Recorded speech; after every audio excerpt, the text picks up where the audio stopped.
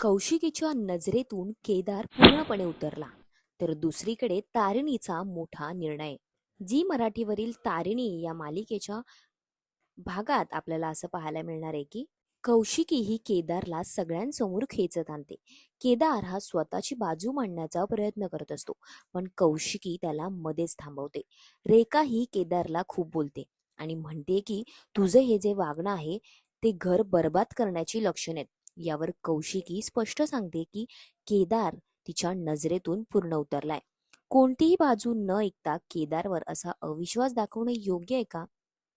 याच वेळी ईशा कौशिकीला असं विचारते की आता भावाला शिक्षा नाही देणार का?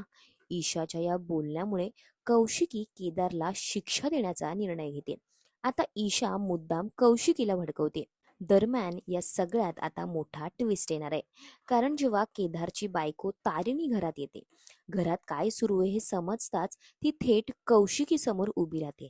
सगळेजण केदारच्या विरोधात बोलत असताना तारिणी मात्र तिच्या नवऱ्याची बाजू घेते. ती कौशिकीला असं म्हणते की तुम्हाला जी शिक्षा द्यायची असेल ना ती द्या, पण त्याआधी केदारला त्याची बाजू मांडण्याची एक संधी द्या.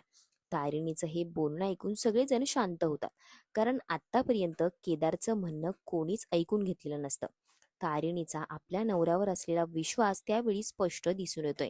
केदार निर्दोष आहे असं म्हणत नाहीये, पण कोणालाही दोषी ठरवण्याआधी त्याचं म्हणणं ऐकलं पाहिजे अशीच तिची भूमिका आहे. आता तारिणीचं हे बोलणं ऐकल्यानंतर कौशिकी काय निर्णय घेणार याकडे सगळ्यांचंच लक्ष लागलंय. तारिणीच्या पुढील भागात कौशिकी तारिणीचं म्हणणं ऐकून घेईल का? केदारला त्याची बाजू मांडण्याची संधी मिळेल का? आता ईशाचा हा डाव यशस्वी होणार की त्याचा फटका तिलाच बसणार? हे सगळं आपल्याला येणाऱ्या भागातच पाहायला मिळणार आहे. अशाच मालिकांचे ताजे अपडेट्स जाणून घेण्यासाठी मालिका बझ मराठीला आत्ताच सबस्क्राईब करा आणि बेल आयकॉन प्रेस करायला विसरू नका.